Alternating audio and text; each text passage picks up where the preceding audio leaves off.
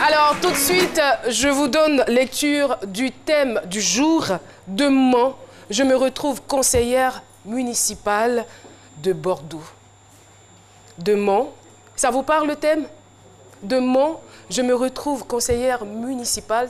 Elle va nous expliquer un peu où est-ce qu'elle est exactement. Son nom, c'est Nancy Traoré. Dans quelques petits instants, nous aurons le privilège d'entendre son témoignage.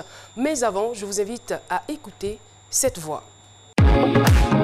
Celle qui arrive sur le plateau de ce midi est du genre à ne jamais baisser les bras. Car Nancy Traoré ne s'avoue jamais vaincue. Elle a un Master 2 en droit des affaires et a plusieurs fonctions.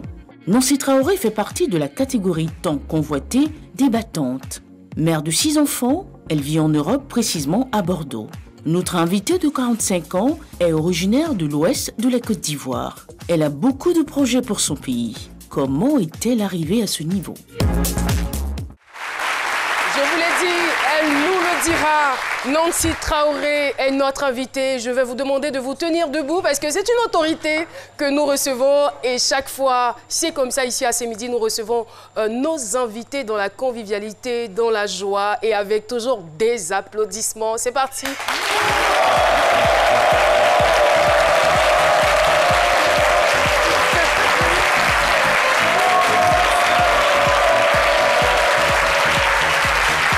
Nancy Traoré, fonctionnaire au ministère de la Justice à Bordeaux, conseillère municipale de la ville, dans la ville du Bouscat, donc c'est à Bordeaux, et membre du cabinet d'Alain Juppé. Voilà, merci infiniment d'être là. Et ce n'est pas encore terminé, puisqu'elle est également présidente du collectif des femmes issues des diasporas africaines. Ça fait quand même beaucoup, hein? Et en plus de cela, vous êtes mère de 6 enfants. Quel métier! On est content, on est ravis de vous recevoir sur le plateau de ce midi et je suis sûre qu'il en est de même pour vous. Exactement. En tout cas, avant de prendre la parole, je souhaiterais présenter mes vœux à tout le public et à vous-même. C'est vrai qu'on est toujours en janvier. Et oui, bonne année, madame. Voilà. Et en tout cas, la santé, le bonheur et la paix intérieure et la paix commune soient dans vos cœurs et que Dieu puisse nous aider à avancer positivement de jour en jour. Merci infiniment pour ces vœux. Merci beaucoup. Et là, nous parlons de 2 villes différentes, 2 villes qui ont quand même des attraits touristiques. On ne pourrait pas parler de Mans sans parler de la cascade de Mans. On ne pourrait pas parler de Mans sans parler, par exemple, du pont de Liane. Voilà, c'est à l'ouest de la Côte d'Ivoire, des montagnes. Et parler de Bordeaux, on parlerait également de la cathédrale gothique de Saint-André, ainsi que des musées d'art, bien évidemment. Et en plus, vous pourriez rajouter pour dire que Bordeaux est une ville de vin, par exemple. De vin. Voilà, donc Bordeaux est une région viticole, bien évidemment. En tout cas, merci beaucoup de votre présence sur ce plateau. Il faut dire que des titres que j'ai cités, des titres qui feraient rêver plus d'un. Voilà.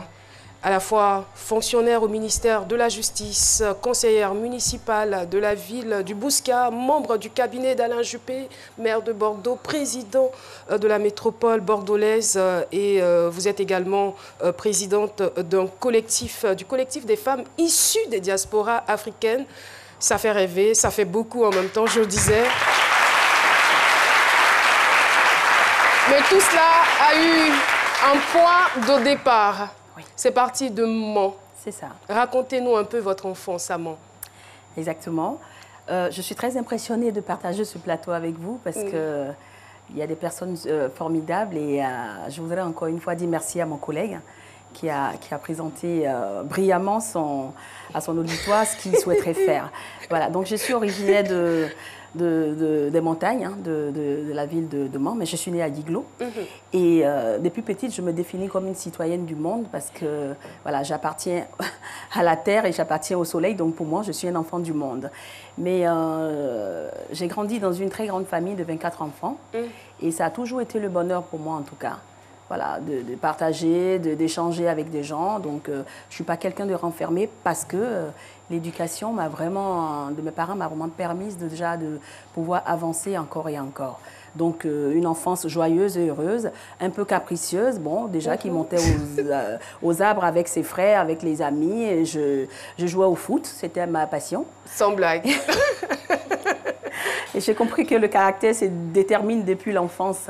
Parce que voilà, j'ai toujours eu pour amis des garçons et j'ai toujours fait des jeux de garçons. Mais au fond de moi, j'avais toujours cette volonté-là d'avancer. Et je crois qu'en chacun d'entre nous, il faut essayer de booster ce côté-là. Si les autres peuvent le faire, pourquoi pas nous?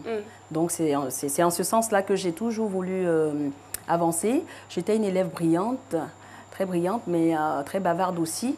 Mais on me tolérait un peu mon bavardage parce que j'arrivais à avancer. Avoir de bonnes notes. Voilà. Donc c'est comme ça que j'ai commencé mon parcours. Et comme notre ville, notre pays base, c'était toujours la France, parce que j'ai mes sœurs qui ont fait les études là-bas, parce que mon père avait un ami, le commandant Sénès, qui n'est plus. Et donc, on y allait déjà en vacances depuis toujours. Et mes grandes sœurs s'y sont installées. Alors du coup, après avoir fait mes études ici, et après les vacances, j'ai décidé d'abord d'aller en Guyane française, parce qu'on y avait une entreprise. Ensuite, je voulais poursuivre mes études. Et donc, il fallait venir en métropole. C'était pas facile. Et donc, je suis passée par les États-Unis. J'ai fait New Jersey, j'ai fait New York. Et puis, j'ai fait un choix définitif de m'installer à côté de mes sœurs à Bordeaux. Donc, mais je dirais, aller à l'extérieur en vacances et aller s'y installer pour de vrai, c'est quand même différent. À quel genre de réalité vous êtes confronté? C'est pas pareil. C'est pas pareil. Mais je veux dire, quand on a cet esprit ouvert, parce qu'on veut découvrir autre chose, parce qu'on veut avancer, parce qu'on se définit comme citoyenne du monde, on affronte tout ce qu'on a devant nous. Donc pour moi, c'était pas un problème. Et surtout que j'avais déjà ma famille à Bordeaux, mes sœurs à Bordeaux. Donc ça a été vraiment une intégration déjà un peu plus facile pour moi. Voilà. Donc c'est comme ça que je me suis retrouvée à Bordeaux, dans la commune du Bouscat, qui est donc une des communes... des 28 communes de la métropole bordelaise, dont Alain Juppé est le maire des maires, on va dire le super maire, comme on l'appelle. Voilà, donc j'y suis depuis plus de 20 ans. Et tout se passe très bien. Et donc, pour revenir à votre question, c'est vrai que quand je suis arrivée dans cette ville au départ, il ne faut pas oublier que je suis maman de 6 enfants. Donc, c'est vrai qu'il faut finir... il y a eu des maternités. Voilà, il y a des maternités, donc il fallait en même temps coordonner tout ça. Et quand je suis arrivée au Bouscat, c'est une ville très noble, très bourgeoise. Il n'y avait pas assez d'Africains dans cette ville. Et quand je suis arrivée débarquer avec tous mes enfants, ça faisait un peu... Mais bon, voilà, on s'y est installé et ça se passait très bien. Et j'ai rencontré des personnes de divers horizons, donc des Marocaines, des Turcs. Et quand on se retrouvait au niveau du car pour accompagner nos enfants, je voyais qu'il y avait cette envie-là de parler, d'échanger, mais chacun restait un peu dans sa réserve. Et comme moi, en général, rien ne m'arrête, donc je suis allée vers ces femmes-là, on a discuté, je les ai invitées chez moi, autour d'un café, d'un thé, et c'est à partir de ce moment-là que les échanges se sont établis, et depuis ce moment-là, je me suis permise, on va dire, d'être la porte-parole auprès de la municipalité. C'est parti forcément d'un fait. Comment est-ce que vous avez rencontré Alain Juppé? Je suppose qu'il n'y a pas 100 Ivoiriens ou 10 Ivoiriens qui travaillent au cabinet d'Alain Juppé. Comment ça s'est passé? Comment vous y êtes parvenu? D'abord, avant de rencontrer Alain Juppé, j'ai rencontré le maire de ma commune, qui est donc une commune de 25 000 habitants, le Bouscat. Donc, il voulait me rencontrer par rapport aux actions que je posais déjà dans la commune, c'est-à-dire regrouper les enfants, organiser des jeux, leur apprendre la culture africaine. Je faisais du gospel, j'organisais des poèmes, on faisait des repas communs. Donc, le maire de ma commune déjà voulait me rencontrer pour que je puisse être dans son équipe. Et j'ai rencontré Alain Juppé à travers un de nos grands frères qui est camerounais, qui est donc, à l'époque, qui était donc, on va dire, le chargé de mission de Juppé. Il y a 20 ans en arrière, 15-20 ans en arrière. Et donc, je l'ai rencontré, on a échangé. Et je lui ai dit ma volonté de pouvoir militer, parce qu'il y avait des étudiants qui arrivaient à Bordeaux et que ce n'était pas facile, l'installation, le lien. Donc, il m'a dit, mais c'est très bien parce que, voilà, on en a besoin. Et c'est comme ça, petit à petit, on a commencé à mener des actions. On accueillait des étudiants qui arrivaient de toute l'Afrique, hein, pas seulement de la Côte d'Ivoire. Et après, donc, il y a eu une réunion où Alain Juppé avait besoin de la diaspora parce que Bordeaux a une histoire avec l'Afrique, l'histoire de l'esclavage. Et donc, on a décidé enfin, avec l'accord bien sûr d'Alain Juppé, qui a, au musée d'Aquitaine, installé un parcours de l'esclavage. Et à la fin de ce parcours, il a mis nos photos donc, qui vont rester à vie pour montrer l'engagement qu'on a au niveau de Bordeaux, les descendants des esclaves que nous sommes.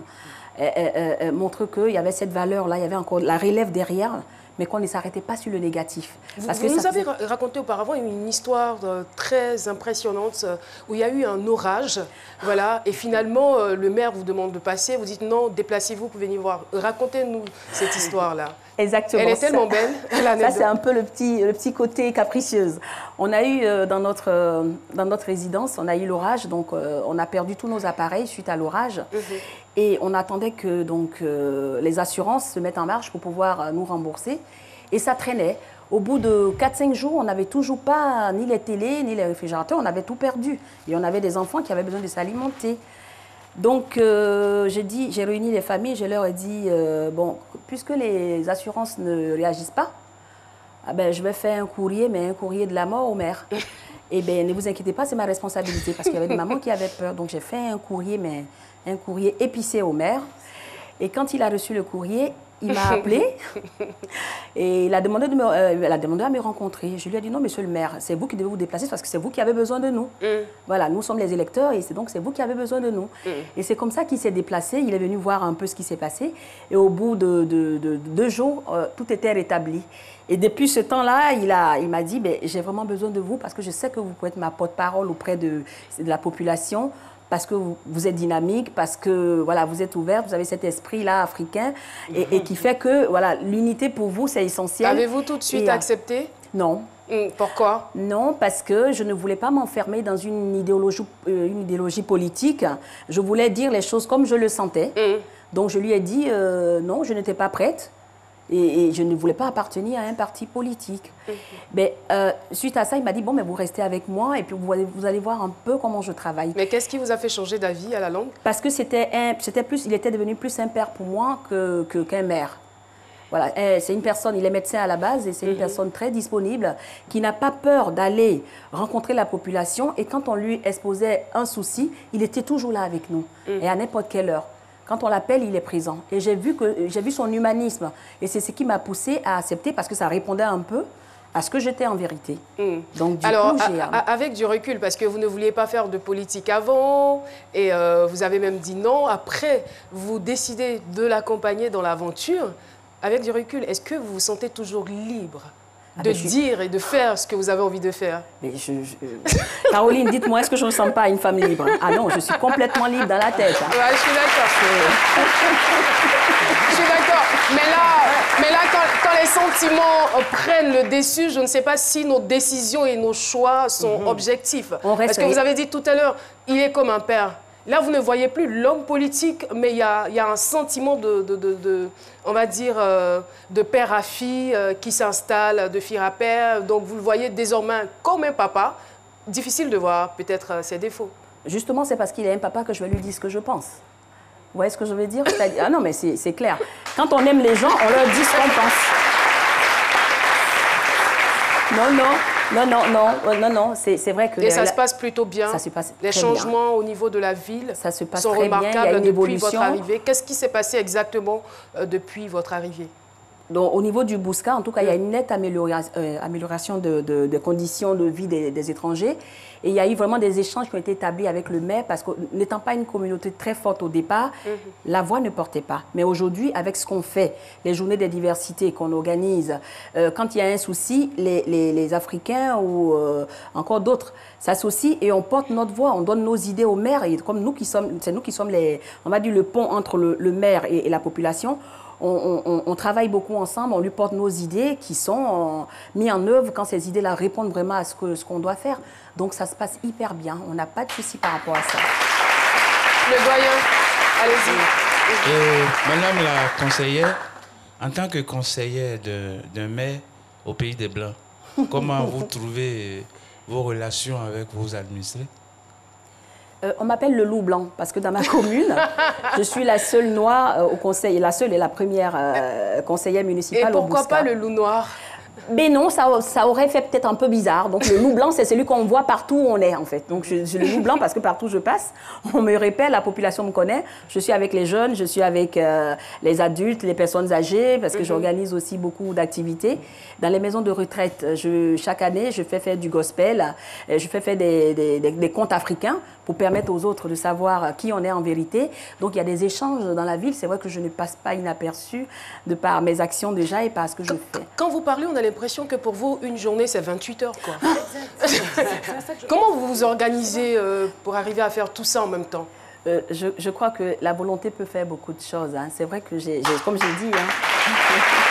Est-ce que le fait d'être fonctionnaire au ministère de la Justice, je veux dire, c'est quelque chose qui ne vous prend pas beaucoup de temps au point d'avoir le temps de pouvoir subvenir ou être à l'écoute de vos administrés?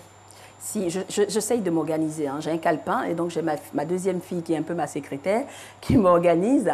Non, je trouve le temps nécessaire pour tout le monde. Quand je suis au ministère de la Justice, je suis fonctionnaire du ministère de la Justice. Je fais mon travail en tant que fonctionnaire. Quand je rentre chez moi, je suis la maman, la femme. Je fais mon travail. Vous êtes la maman pendant combien d'heures? Pendant beaucoup d'heures, parce que je dors quand même avec mes enfants, donc je leur donne beaucoup de câlins, on passe beaucoup de temps ensemble.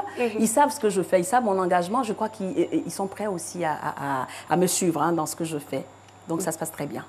Très bien. Alors, Jess? Waouh, ça fait beaucoup. Mais en tant que femme, déjà, dans votre environnement professionnel, est-ce qu'il y a beaucoup de femmes?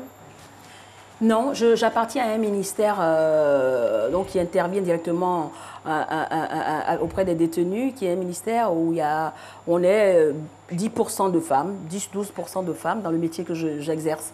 Donc on n'est pas beaucoup de femmes. Mais justement, est-ce que s'imposer à tous ces niveaux-là en tant que femme, est-ce que ça demande plus de boulot ou ça se passe très bien, il n'y a aucun problème, même si vous êtes en minorité? Moi, à mon niveau, ça se passe très bien parce que je me donne les moyens pour que ça se passe bien. C'est-à-dire, je ne regarde pas les détails, en fait. C'est vrai que ce n'est pas facile. Ce n'est pas facile parce que je travaille avec des hommes. Mais je me dis, voilà, je ne me mets pas de barrière, je ne me mets pas de frontières. Donc, du coup, ça se passe hyper bien. Et donc, je deviens tout de suite la petite maman de mes collègues. Et puis, ça se passe hyper bien. Non, sur ça. Je pense que la question, elle est quand même à dessein. Hein. Voilà, le poids des regards de la société. Vous êtes déjà une femme, vous êtes noire, vous êtes africaine. Et tout ça, vous vous occupez des postes de responsabilité pas du tout négligeables. Donc, il y a forcément des jalousies, il y a forcément des personnes qui râlent autour, il y a forcément peut-être, je dirais, un peu de racisme qui ne dit pas son nom. Comment vous gérez tout ça? Écoutez, moi, je me donne des objectifs dans la vie et je ne regarde pas le négatif. C'est vrai, il y aura toujours du racisme partout, il y aura toujours les femmes qui seront peut-être traitées d'une façon ou d'une autre.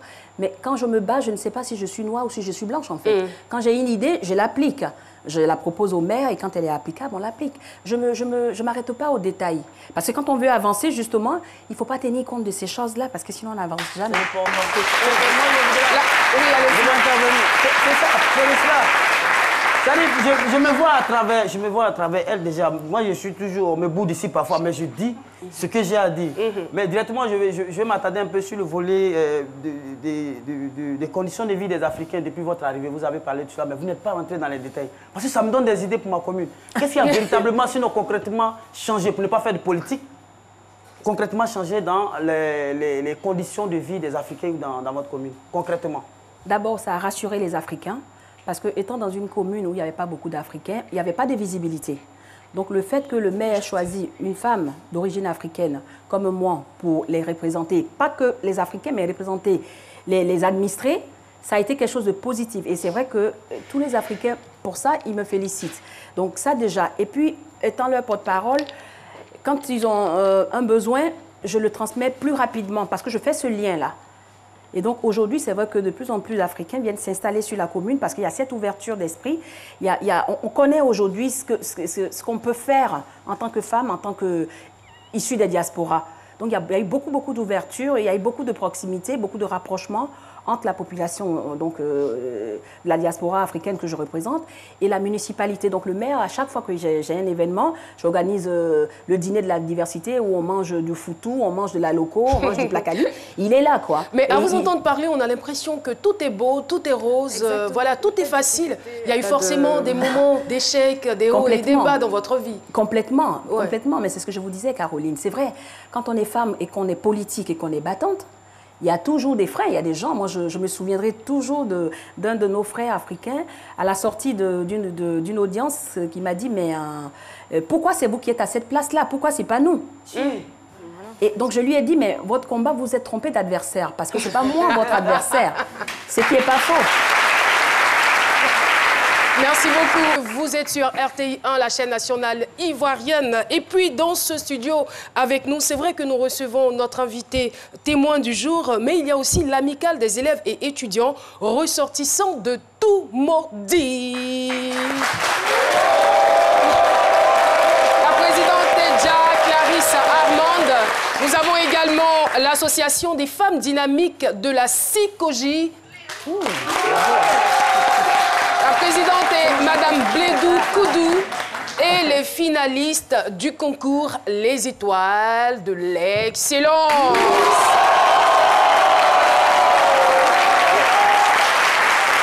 Et on a l'impression que toute l'histoire de notre invité témoin se trouve dans les différents membres de notre public étudiant. Elle a étudié, eh bien, femme dynamique. Elle est une étoile excellente, elle le demeure. Merci. Et on ne peut que l'applaudir encore une fois, Nancy Traoré. Alors, Nancy Traoré, on parlait des échecs, vous en avez connu, mais votre force de caractère vous a toujours permis de pouvoir les braver. Alors, une autre question que j'ai envie de vous poser maintenant. Alors, Nancy Traoré, c'est certainement pas l'objet de notre échange aujourd'hui. Il faut dire que vous avez beaucoup souffert de la guerre, des vicissitudes de la guerre, parce que votre famille, une bonne partie de votre famille, des membres de votre famille ont été assassinés pendant la guerre. Vous auriez pu être comme certains, être animés par un sentiment de haine, de vengeance, mais ce n'est pas le cas pour vous. Pourquoi? Non, parce que la vengeance ne fait pas partie de mon vocabulaire, moi. C'est plutôt le pardon.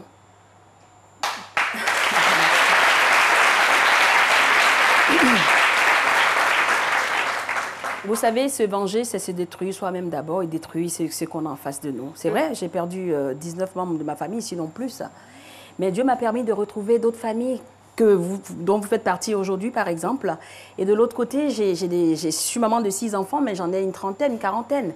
On m'appelle maman Nancy, et pour moi, c'est un réel plaisir. Donc la rancune, la haine n'a pas sa place dans mon cœur.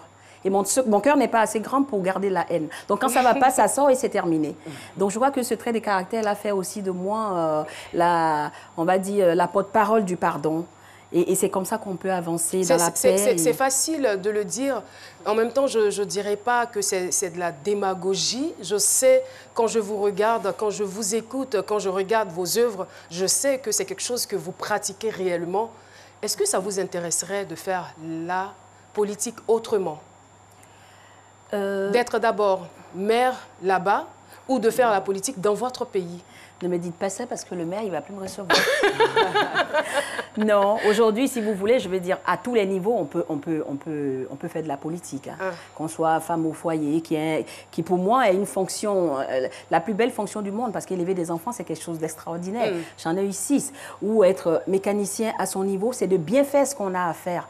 Donc, non, je n'ai pas pour ambition d'être maire. Si ça arrive, Dieu merci, mais pour le moment, ce n'est pas ma priorité. Ma priorité, c'est comment faire pour que les femmes des diasporas unissent leurs talents et leurs compétences pour pouvoir apporter leur aide et être une plateforme pour leur pays. Donc, quand on a des ambitions comme ça, c'est vrai que la politique, tous les jours, on la fait. Hein. Vous la faites, je la fais parce que... Ah, je fais beaucoup de politique. Eh bien, voilà, franchement, exactement. si c'est la politique, eh bien, voilà. Donc, je la fais tout le temps sur le plateau de ces voilà. midi. Le combat qu'on mène, que ce soit pour les femmes, pour les enfants, comment améliorer la vie, c'est ça la politique. C'est ça la politique. Donc, à tous les niveaux, on fait de la politique. Je n'ai C'est pas ça, besoin la d'être vraie forcément politique. maire ou d'être député. Pour faire si la ça politique arrive, politicienne. voilà, ça arrivera. Non. Mais à mon niveau, je me sens très bien. J'avance avec mon temps et mon rythme. Je ne suis pas pressée. Voilà, ça viendra peut-être. J'adore. Alors, le doyen. Alors oui, Kassim. voici un aspect intéressant. Par rapport à vos activités en faveur de la diaspora, les femmes de la diaspora, quels sont vos projets à court terme? Déjà, si vous voyez sur la photo, on a été reçu hier par la grande sœur, la ministre de la Femme, des Enfants et de la Famille, Madame Lira Mata, qui nous a reçus par rapport à tout ce qu'on fait. Donc, ne soyez pas étonnés, hein, j'avais mis un turban, mais bon, c'est bien moi. Hein. Donc, déjà, c'est faire connaître ce collectif-là au niveau de la Côte d'Ivoire. Donc, je suis là avec Miss Kessé, qui est donc la secrétaire de ce collectif. Faire connaître nos actions qu'on mène de l'autre côté. Pour que ici, le collectif qui s'est mis en place, qu'on appelle donc le collectif du bien-être, parce qu'il est porté par des médecins, par des entrepreneurs, essayer d'échanger pour voir, parce que je ne pourrais pas, moi, faire de la politique ici, parce que je ne connais pas. Je vois à la télé, j'échange avec des politiques, mais il faut être réaliste, quand on n'est pas sur place, c'est pas facile de faire de la politique, là. Donc, c'est confier ces responsabilités-là à des personnes qui sont sur place, mais travailler de façon, travailler en relation avec elles, et nous, on leur portera nos conseils, les moyens qu'on a pour que ici qu'elles puissent réaliser des actions pour aider les enfants, les femmes. La preuve, elles ont commencé. On a été pour le mois de décembre, il y a eu un arbre de Noël à Cocody, je crois, au CHU de Cocody, au CHU de Trècheville aussi, et dans un village. Les enfants étaient heureux, on leur a apporté des cadeaux, des enfants qui avaient des handicaps très lourds. Et voilà, c'est ça. Et nous avons donc terminé avec notre invité témoin. Vous avez une activité très rapidement, on va passer là-dessus, une activité en cours. Donc, très si rapidement. vous voulez, comme je vous ai dit, hier, on a rencontré la ministre Lira Mata et nous allons mettre en place, on a beaucoup de projets. Nous allons mettre en place donc, ce collectif-là du bien-être qui est déjà en place, mais avec lequel on va beaucoup travailler et faire des choses extraordinaires. Mais ça sera pour la prochaine fois. Profitez pour saluer la dame qui vous accompagne. Oui, Miss Kessé, oui, elle est infirmière et donc elle est la secrétaire du collectif du bien-être. Merci. Elle intervient beaucoup en Europe aussi. Merci. Ça a été un véritable plaisir de vous recevoir sur ce plateau. On en a appris beaucoup aujourd'hui. Merci beaucoup.